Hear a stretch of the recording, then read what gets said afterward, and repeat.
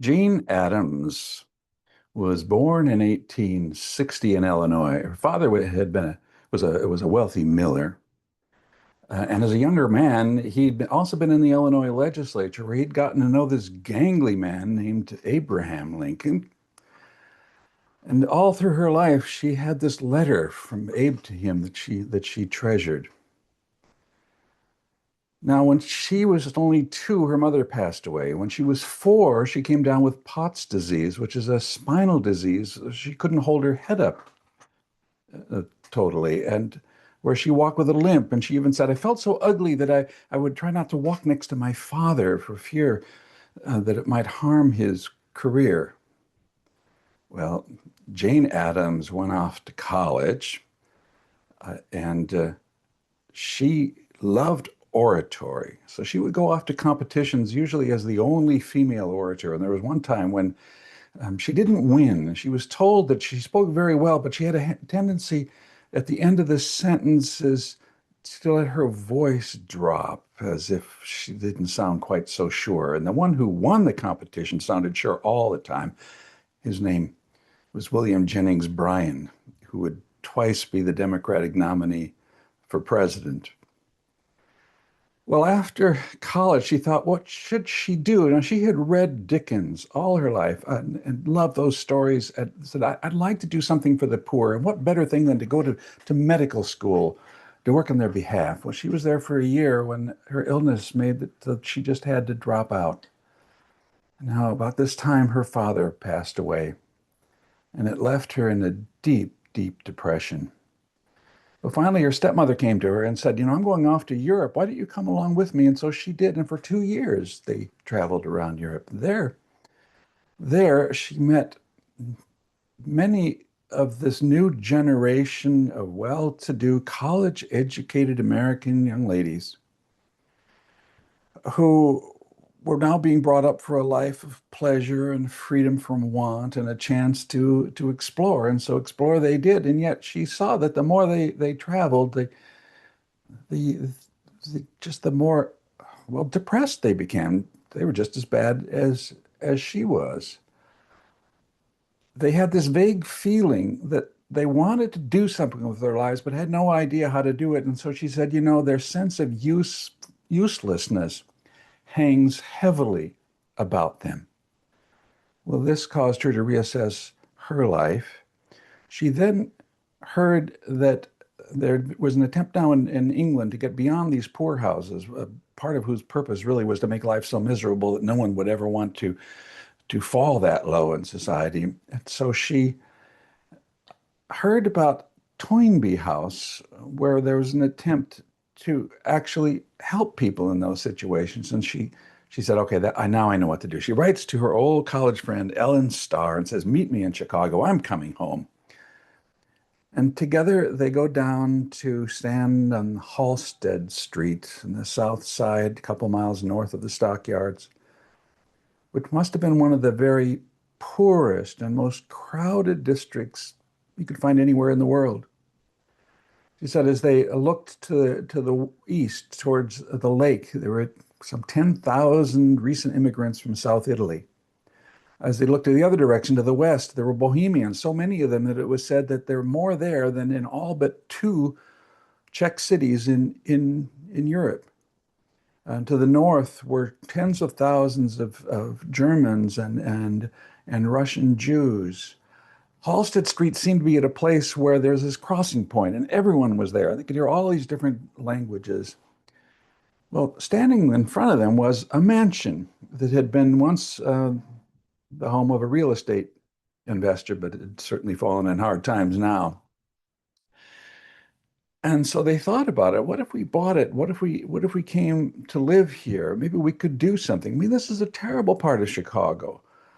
Uh, the only jobs were in awful, rundown, dangerous factories. The tenements were so bad that there was no running water. They had a pump outside, and of course, then they had these ubiquitous outhouses.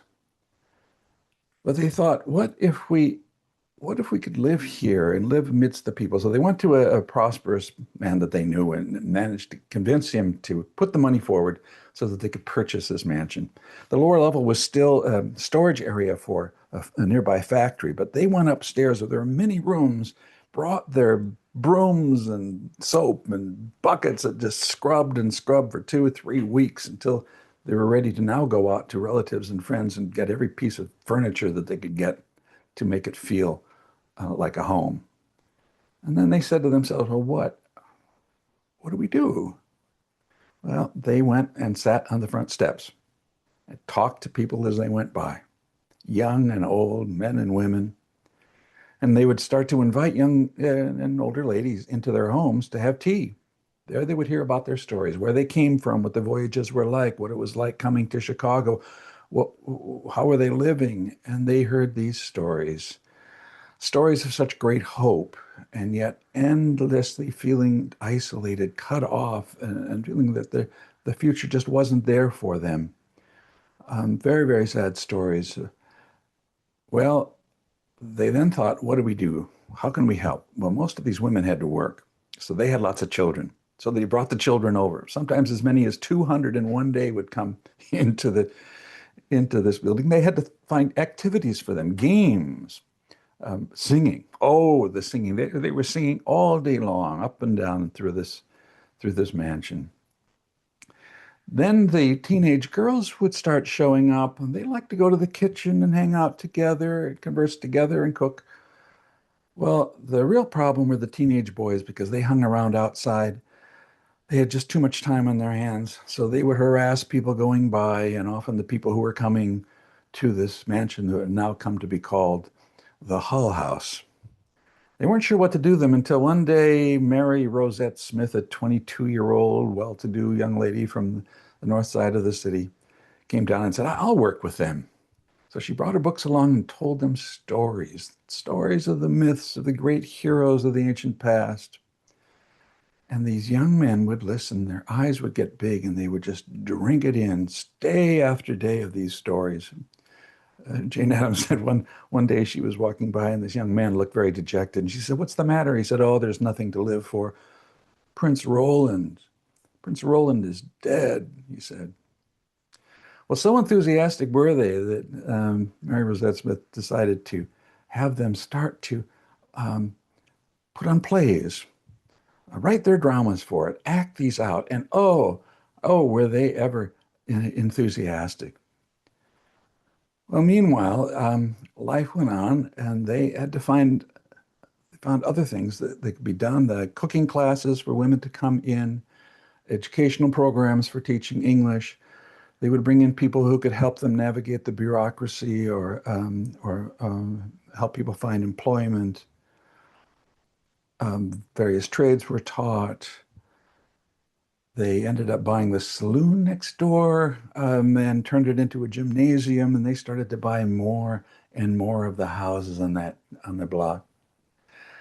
Now, these young ladies loved to come there, but they were often embarrassed, just embarrassed by their mothers. They would show up with this kerchief on their head and these uncouth boots and petticoats, all the old style of things.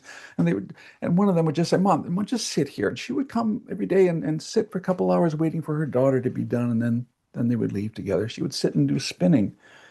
Well, one day the story is that when this young lady came out to find her mother, a group of people, well-to-do Chicagoans, were standing there, were fascinated by her. And her mother's face had lit up, and she was showing them how she was using this spindle stick.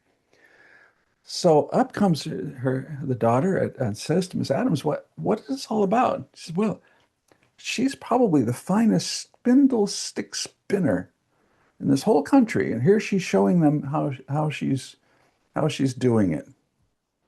It turned out that back in their village, apparently in Italy, the girls would sit on the edge of a precipice and they would drop their spindle stick down, and that's how they learned to become so adept in it.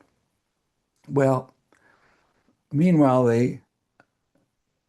Jane Addams thought about this and thought about it and said, I think what we need is a labor museum. We need to have a place where people can come and show their crafts and their arts, and people can study them, um, and come and learn from them. Speaking of learning, there were these Chicago professors, the sociology department in those days. Well, that was an academic sort of science that was being done, but it was sort of all up in the air. And she says, come over to Hull House and start to learn. And so they did. And sociology at the University of Chicago began to take on the flavor of getting to know people in their actual environments. Well, more and more, these other young ladies started to talk to their mothers and hear their stories. They would hear how life had been back in a village in Poland or Lithuania or wherever it was, and all their traditions or the shrines they would go to, the church, the sense of community, the fellowship, the various festivals that they had, and what it was like then to say, no, I'm going to go to America so that my daughter or my son can have something that I didn't have. And they would find themselves literally put out to sea and would end up in some two-room little dirty, smelly tenement and be told that everything they had, their ways and their dress were just old-fashioned, and they should go to the department store and get rid of their nice hat and put on some ugly thing that they found there and get rid of their beautiful garments and instead wear these pretty ugly modern clothes. So Jane Addams encouraged these conversations, but then would make sure that you would bring in these mothers to also have a feeling of fellowship. They developed a coffee house there. Oh, endless conversations. And apparently you would hear English spoken, but with words from a dozen different languages that would end up popping into them. Well, with over time, they actually ended up buying that entire city block. All those houses became part of Hull House. They developed a library there. They had a theater, the Hull House Theater, where they would encourage people to come from their own traditions and develop theatrical performances. It was said that it became the first improvisational theater in Chicago. Well, Hull House develops over time, and Ellen Starr and Jane Addams had to develop skills they never dreamed of. And women would show up. You couldn't find a doctor. They were going to deliver a baby, and they had to figure out how to do it. People would come in with open wounds, and they would have to learn how to stitch them. This young Italian bride came in, and she said she'd been beaten because she'd lost her wedding ring, and she needed some sanctuary. So they had her come in, and it became a place where they had rooms for women who were in such bad situations. If a woman had an illegitimate baby and was rejected by the family, they could come and live there. This became a settlement house. People came from all over and looked at them and then formed their own. Before long, there were maybe 10 settlement houses in Chicago. There were dozens and dozens around the country. Ultimately, it rose to 400 settlement houses.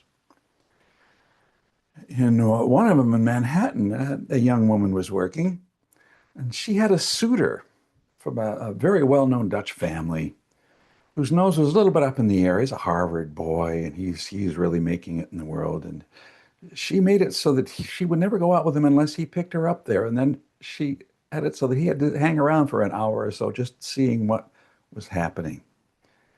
Well, that was Eleanor Roosevelt, and that was Franklin, who came to be her suitor.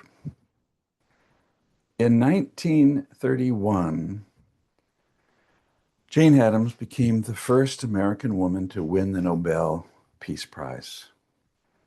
She lived until 1935. Eleanor Starr lived until 1940 and began that great tradition of settlement houses that continues to this day. Jane Addams.